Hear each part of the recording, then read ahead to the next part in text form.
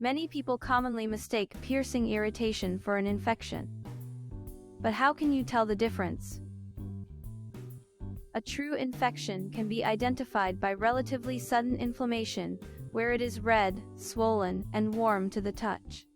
It will also be accompanied by discharge of yellow-green colored pus, foul odor, and bleeding. If you suspect you have an infection, consult your piercer immediately.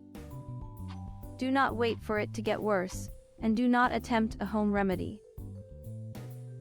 If your piercing is tender, red, swollen, dry, peeling, flaking, discharging clear to light yellow fluid, bleeding slightly, or has a solid, not fluid-filled bump, it is more than likely just irritated. While it is normal to experience some of this during the healing period, irritation typically lets you know that the piercing site is being subjected to excessive abuse or trauma.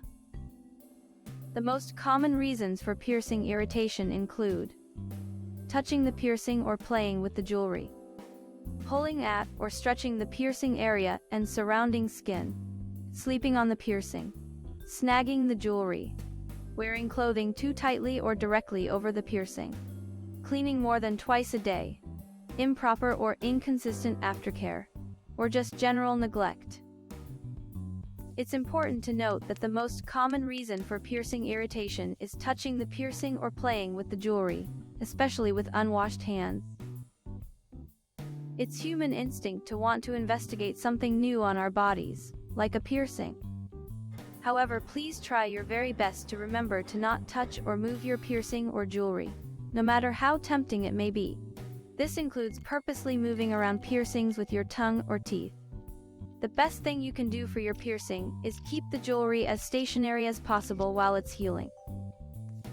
Excess movement can damage the skin fistula or tunnel, causing undue irritation and adverse healing results. It may take a little while to get used to your new piercing being there, but please try to keep it in mind while going about your normal daily activities such as showering and drying off, changing your clothes, brushing your teeth, doing your hair or makeup, playing with or being around young children and pets, sleeping, and any other activity that may indirectly involve your piercing. If your piercing is currently irritated, consider exactly how you are caring for it on a day-to-day basis.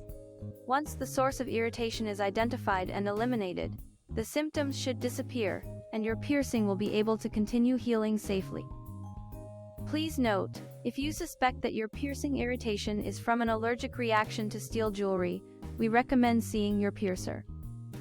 They may be able to change your steel jewelry to titanium, which is a better choice for those with sensitive skin.